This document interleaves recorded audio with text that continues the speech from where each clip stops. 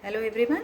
Today we are going to read a story named In the Kingdom of Fools, written by A.K. Ramanujam, an Indian poet and scholar uh, of Indian literature, particularly in English and Kannada language. So he was born on 16th March 1929 in Mysore and died on 30th July 1993. He was awarded with Padma Shri and Sahitya Academy Award. So in this story, the author wants to tell that the fools are very dangerous, so dangerous, and only the wise people, those are very wise, very intelligent people, they can only handle these fools. So let's read who are the fools in this story and what happens to them. So in the kingdom of fools. So in the kingdom of fools, both the king and the minister were idiots. So it was a kingdom of fools where the king and minister they were the idiots. In what sense they were idiots? They ordered the people of his kingdom that they should be awake at night and they should sleep in the daytime. Anyone who disobeyed would be punished with death, and if anybody will violate this rule, then he will be punished with death. The king and the minister were delighted at the success of their project. So everybody, all the people of the kingdom, they obeyed the rule. This project projected by the king and the minister. So one day a guru and his disciple arrived in this city. So it was daytime, bright daytime, and when they arrived the city, they found the guru and the disciple found that there was no one. Everybody was asleep, and not a mouse is staring also. So here they didn't find also a mouse was moving as an insect or an animal. They are also so learned that they were also not moving here and there, and they wandered around the town till evening. So it was evening, the whole town woke up and went about its nightly business. So according to the rule, so in the daytime they usually sleep, and in the evening time they will wake up and they will engage in their business or in their work. So the two men, the guru and the disciple, they felt they were very hungry.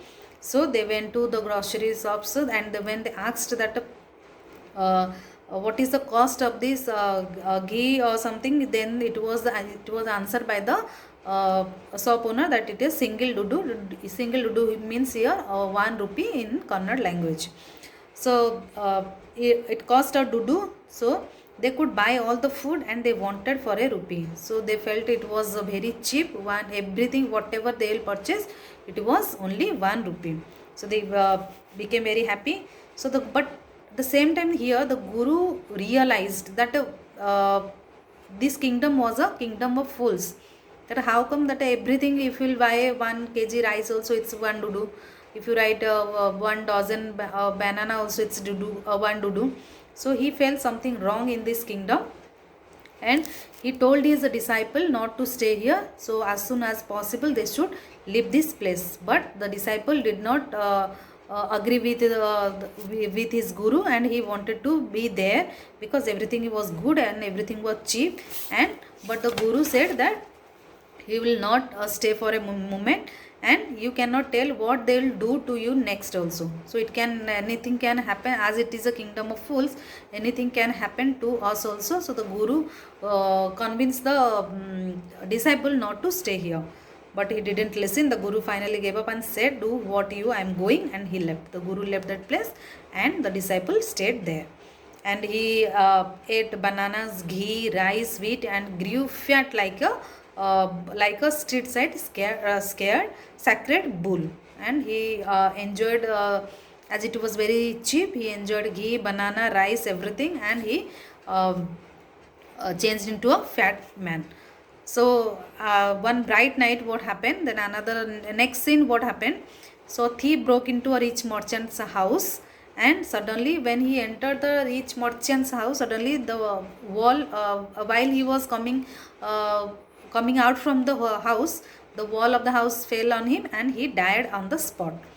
So the brother of that thief went to the king and he complained that that you must punish the wrongdoer and compensate the family for this injustice. Then the king said, justice will be done, do not worry, and at once summoned the owner of the house.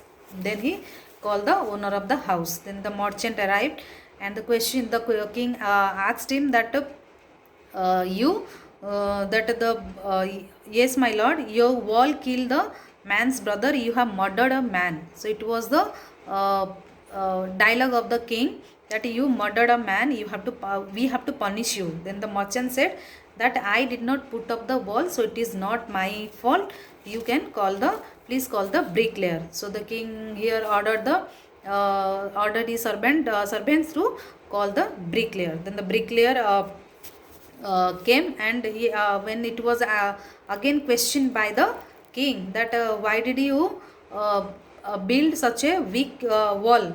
Then he said what was the answer of the bricklayer. The poor bricklayer pleaded and said that yes, it was built by me and it was not good, but that time while I was building that wall, so my mind was not on that, because that time a dancing girl was going here and there, it was going up and down, and that distracted me to do a good wall, and it afterwards it became a bad wall. So it is not my fault, my lord, it is the fault of the dancing girl, so she should be present here. So the dancing girl, now an old woman, and came trembling to the court. Then the king questioned to the dancing girl that you distracted that bricklayer, so he built a bad wall. Then the dancing girl again pleaded that yes my lord, I was going up and down that time when he was making that, he was building that wall, but it was not my fault. The reason was that why I was doing up and down, because I had given some gold to the goldsmith who was living there, and he was a lazy man. He made so many excuses, he would give it now and then. So in this way he used to I used to go to the goldsmith to bring my jewelry. Then again that kings told his servant to call the goldsmith. Then the goldsmith appeared in the court, and what was the plea of the goldsmith? Then he said that I am a poor goldsmith, it's true that I made this dancer come many times to my door, but I gave her excuses because I could not finish making her jewelry before I finished, because I had to finish the jewelry of a rich merchant. So there was an order from a rich merchant, so I had to complete the rich merchant's jewelry first, not the dancing girls, these girls. Then who is that? Then the king questioned him that who is that rich merchant who kept you from finishing this poor woman, the dancing girl's jewelry? Then the goldsmith named and the merchant, and it was none other than, here is the main story, turning point in the story. And the merchant was, who was the merchant? The merchant was that person who was none other than the original owner of that house, whose wall fell on that thing. So now justice has come full circle. So now the merchant was rudely summoned back to the court. He arrived and he said that my father had ordered the jewelry and he is dead now and I am innocent. Then he also pleaded his what he wanted to tell. He said that I am innocent and the jewelry was ordered by my father and he is dead now. So it's very true, your father is a true murderer. So it was finalized that the father is the true murderer, but as he is dead, you have inherited everything from your father, and that everything from that criminal father of yours, his riches as well as his sins. So as you enjoy the property of your father, you have to also get the sins of your father. The mistakes, you have to get the burden of the mistakes of your father. So and he ordered a new stake to be made ready for the execution. So it was decided finally that the merchant is a real culprit and he should be punished. Then the king ordered the servants to make a stake for the execution. and the rich merchant was somehow too thin too. So when it was a time to for the execution, when he was not fit to that execution because he was very thin. So the king decided that when suddenly it struck him that all they needed to do was to find a fat man. So it was decided that as he was the merchant was so thin to fit in the stake, so find a fat person should be uh, should be should come to fit for the stake. So the servants went in search of a fat person. So suddenly their eyes fell on that fat person. Who was the fat person here? Here the fat person is the disciple who grew fat by eating ghee, banana, all these things. So the servant's eyes fell on him, and he was brought to the court for the execution. So when the disciple came, and when he came to know that he was going to die, then he started remembering his guru. So now that this is the time he remembered his guru, and he said also, I am innocent, I am a sannyasi, and he cried and he remembered his guru. So the guru heard his cry, and in a vision, and soon the guru appeared in the court. Then the guru, as he was a very wise man, and he knew how to handle the situation, how to handle the fools in that kingdom. So then he went to the king. The guru went to the king and addressed, "O wisest of kings, who is greater, the guru or the disciple?" Then the king answered that, "Of course the guru." "Then you put me to the stake first, not my disciple."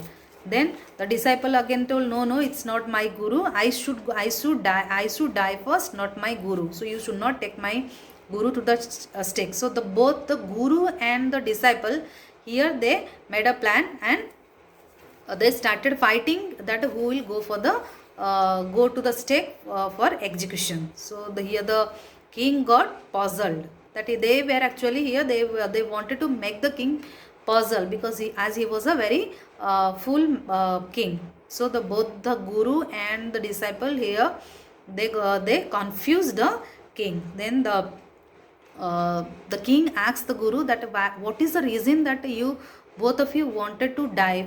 Means the guru wants to die first, then the disciple also wants to die first. Then the guru disclosed the secret to the king, that the stake is the stake of God of justice. So this is a sacred stake, and whoever dies on it first, this is very important. This is a stake of the God of justice, and whoever dies on it first will be reborn as the king of this country, and who will die the next, then he will be reborn as the minister of that country. So this is the plan of the guru and the disciple, and how they convince the king that this is a sacred stake, and if the guru will die first, and he will reborn as the king of this country, and if the disciple will die after the guru, then he will be reborn as the minister of the country. So the king was now thrown into deep thought. Then he understood that if they will die, the guru and the disciple will die, then they will be the king and the minister of his kingdom.